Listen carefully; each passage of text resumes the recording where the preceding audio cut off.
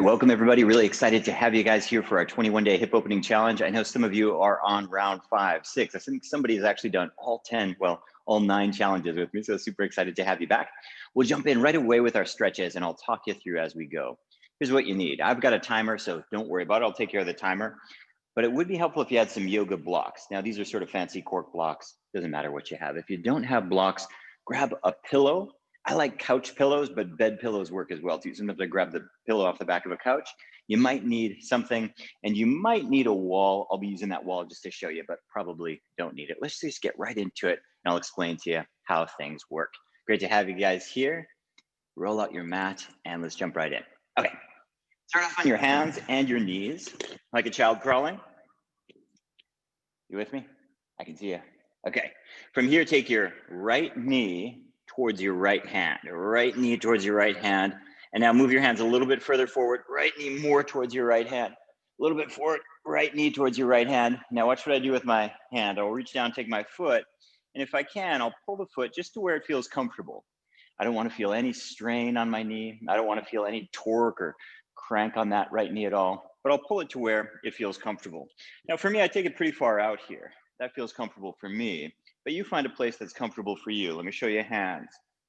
One hand on your knee, one hand on your ankle, one hand on a block, another hand on a block. Another option is you put a chair or a stool in front of you. Timer has started.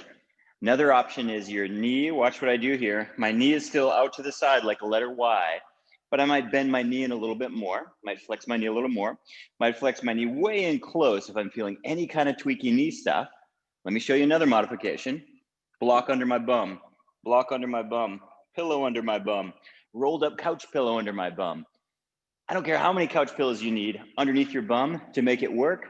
Figure out a way to get into the pose. Here's my only suggestion. Straight arms. Your arms will fatigue if they're not straight. So you put whatever you need to underneath your arms. You stay right there. Let me show you just one other simple modification. If you're in the pose, stay right where you are. If you need one more modification, we can put a stool in front of us. This could be a kitchen chair. This could be the edge of a couch, anything at all. Great. And if you're comfortable, we go a little lower. If you're comfortable, we go a little bit lower. And we're already a minute into this stretch. What I don't want you to do, some of you have experience with yoga, is go forward. I don't want you to do that. Stay up high. This extra weight will actually add to the stretch. Okay, welcome to the course, 21-day hip opening challenge. We're in our first pose, it's called pigeon pose. Every single day, we'll do 15 minutes of miserable stretches, just like this together. I'll guide you through this sequence. Some of these are really simple, you've seen them before, like this one. Some of them you've never seen before, and you'll wish you've never met them, but all of them will help you to open up your hips in a full range of motion, which includes flexion, extension, lateral rotation, that's what this one's doing. Also medial rotation, that's where the knee comes to the inside. We'll look at that a little bit later on. And all of the full adduction and abduction range of motion that our hips can go through. I'll share with you more what all of that means a little bit later. Let me talk you through first and foremost, the principles of gravity yoga. First principle we call wet noodle. What that means is you imagine your body is like a soggy spaghetti noodle. I know it's easier said than done, but do your best just to soften, relax, drop your head, and breathe. Principle number 1, wet noodle. Now, it's not ever possible to completely wet noodle because right now I have to use a little bit of my arms to stay up, I have to use a little bit of my front leg to stay up, but I'm consciously, as much as possible, telling my body to relax, to soften, to wet noodle, to relax, to soften, to wet noodle. Okay, principle number 2, nose to mouth breathing. Here's what it sounds like. Inhale to the count of 4. Exhale to the count of 8.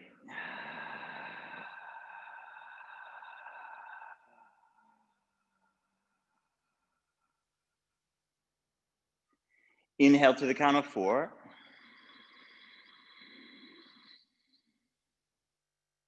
Exhale to the count of 8.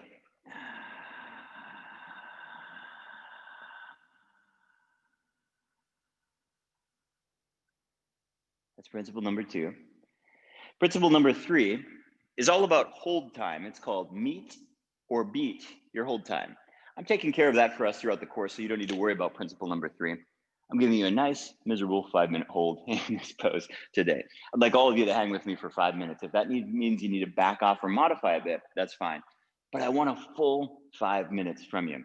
With gravity yoga, the crucial thing is time under passive tension. If you look at all the exercise physiology, literature, scientific journals around stretching, consistently what you find again and again is that results in terms of changed length of soft tissues really comes down to time under passive tension.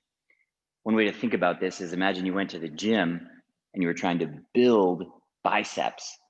One of the key factors there is time under tension, which means how much time is your bicep under load. With stretching, it's the opposite. It's time under passive tension. How much time are my hips here in a relaxed state? Now, again, everyone immediately, I can even see you guys commenting, Lucas, my foot doesn't go straight across the mat. So what?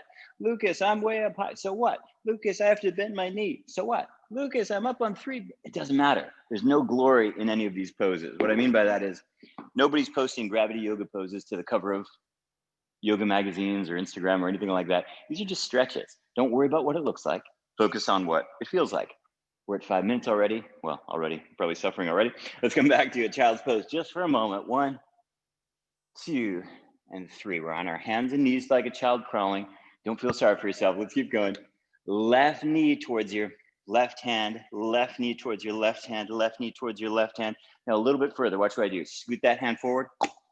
Left knee towards my left hand until I'm in the biggest lunge that I can. Now look down at your legs. I want that left knee to come out like a Y shape. So not straight ahead, like a Y shape. I don't care if your left knee is fully flexed.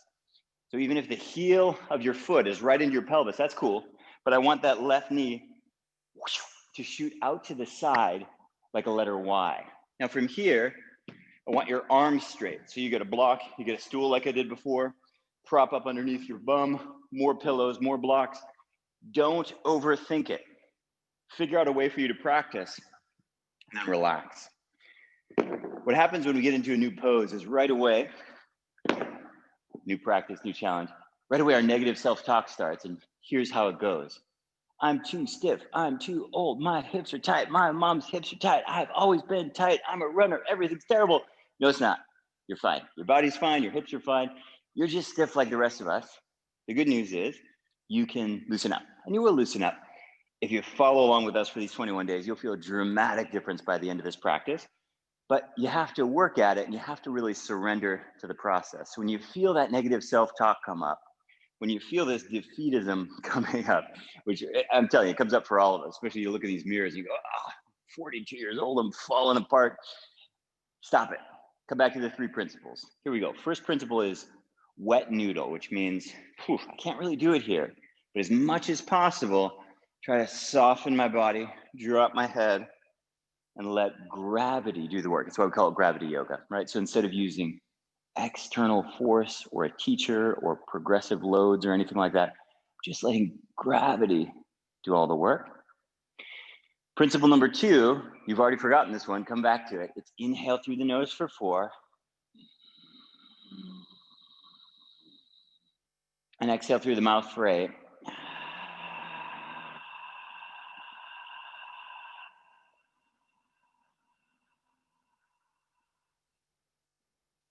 And principle number 3, I'm taking care of for you. We're already halfway through this second side on this pigeon pose. It's meet or beat your hold time. So here's the deal with your hips. It's a whole bunch of different muscles and connective tissues, dozens of different muscles and connective tissues that support your hips. This is why you get frustrated with them. When you're trying to open your hamstrings, you just have this 3.5, let's call it 4 muscles on the back of your legs. It's a lot easier to target those. It's much smaller task.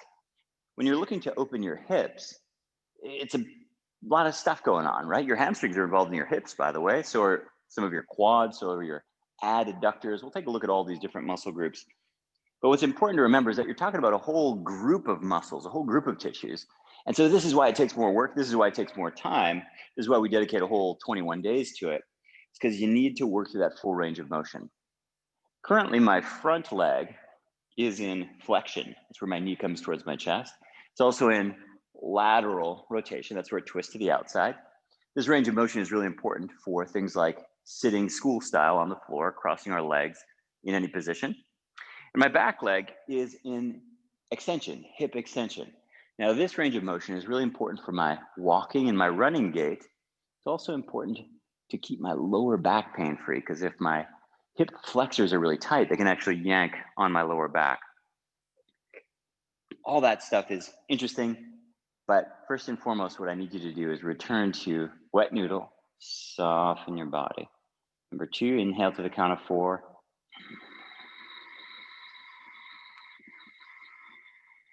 Exhale for 8.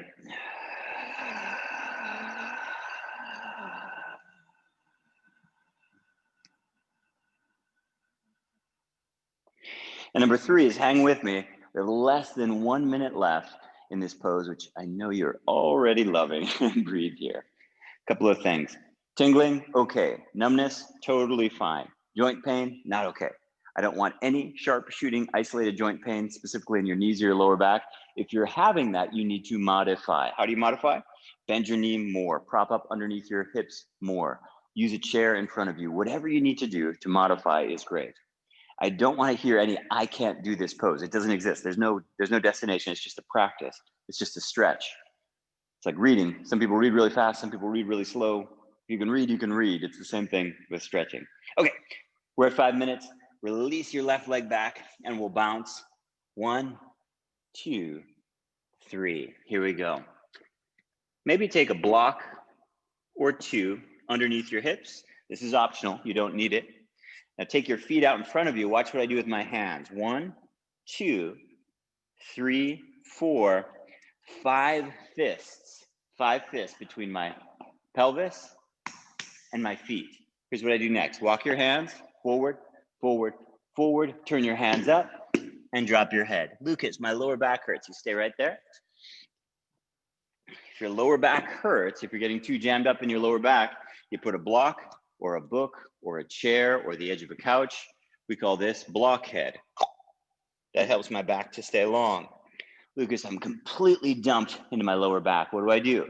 You can use a wall and you can prop up even more underneath your bum. Use 5 blocks, use 6 blocks, roll up a couch pillow. Whatever you've got is totally fine, but keep your body moving forward. I'll turn to face you just so you can see me a little better. Remember, I've got 5 fists between my feet and my pelvis. I can lift my pelvis as high as I need to. I can even use a wall back behind me. I just want to get a gentle tilt forward. And then I noodle. Wet noodle, soggy spaghetti noodle. Flop over your legs and relax here. If you're feeling any strain in your lower back, you do a blockhead. If you don't have blocks, please don't worry about it. Nothing special about these. Grab something else around your house. Half the time, more than half the time I'm stretching, I don't have this studio full of stuff. You just grab whatever you have. Literally books, blocks, the edge of a couch, whatever you have works perfectly fine. And now relax. This is called a butterfly pose. You stay right where you are. Here's what's happening. I'm doing a massive lateral rotation of my hips. I'm stretching these adductors on the insides of my legs. This range is really crucial for things like full lotus pose in yoga, but maybe more practically in your life, just sitting cross-legged, sitting school style in any position, you'll find this range really crucial. Your hips have a whole big wide range of motion, but we'll focus on flexion extension, lateral rotation. That's what we've done. That's where we started the course today. We'll also work on medial rotation, which is a funky one, which shows up in pivot sports and downhill skiing and things like this. We'll also focus on these weird movements like adduction and abduction, where the leg crosses our body. Again, less common, but really, really useful for improving our posture to help prevent injuries in the future. Relax your body, wet noodle, breathe through your nose, in for 4, out for 8. You just stay right there. Let me explain to you how the course works. So every day we'll go live just like this, go for 15 minutes. We'll get right into it right away. We save the chit chat for later. Well, I seem to always be talking about something silly related to anatomy, physiology, or stretching, but we save the main conversation for later. We just get right into our stretches. We'll do between 2 and 3 poses per day, but it takes about 15 minutes per day because we usually will do 5-minute holds. There are some exceptions where we'll do 3-minute holds because they're just too intense. But for the most part, we'll be working with 5-minute holds. Immediately after this live session, this stretching session, I do a Q&A. There's a Q&A form. I'd appreciate if you use the form because a lot of times 5 people ask the same question. Then I put them all together and we can be a little bit more efficient. I answer every single question every single day. That's what I'm here for. It's part of what makes the course unique and part of what makes it really fun. So please use that form. If you post questions to Zoom, I often miss them because they go, I love to see them come in, but I often miss them. So please use the online form. If you're new to Telegram, Telegram has 2 different channels. The one with the bell, that's the main channel. That's my channel. You'll see I keep it clean. Every day I delete things and organize it. It's always really clean. The one with the chat bubble, that's for you guys. And this is where after you do your stretches, you write done. Every day we just do this for accountability. You just write done. You'll also see people sharing photos of their home and their practice room and their dogs and videos. Please do that. Super fun to connect with people all around the world. I think we have at least 28 countries. I think we might even be up to 34 countries this course. Really fun part of this course is just connecting with people all around the world.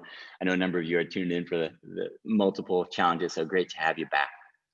We're coming up on the last 30 seconds here. So just make sure you completely noodle, drop your head, and breathe in through your nose for 4.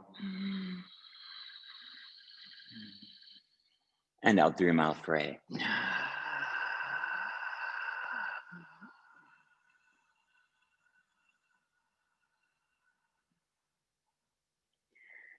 So every day, my challenge to you is do your stretches. I don't care if it's 2 o'clock in the morning, skip 15 minutes of sleep. It's worth it. You'll sleep better. I don't care what time it is. Get your stretching in every day. Don't try to bunch it all up for the weekend. It's not helpful. For the nervous system portion of stretching, that repetition is absolutely crucial. If you're doing any other type of training, please listen carefully. Any other type of training, running, hot yoga, cycling, HIIT workouts, anything, stretch after, not before, after. These deep stretches should be done after. When you get in for the practice every day, the key thing is the moment you see me come on live, roll out your mat and get started. Don't hesitate, don't delay, just get right into it. Great, let's come all the way back up. Take your hands back behind you, just take a little counter stretch. Take your hands and punch it out and punch it out. And there we go. We did 5 minutes on either side for that pigeon pose, and we did 5 minutes in a butterfly pose. Here's what happens now. I'm gonna pause the recording, pause my video, just change my setup a little bit. I'll come back and do Q&A. If you have a question, post it in the Q&A form. Super excited to have you guys here. We're gonna have a really fun 3 weeks together. Let's keep going. I'll see you back in just 2 minutes.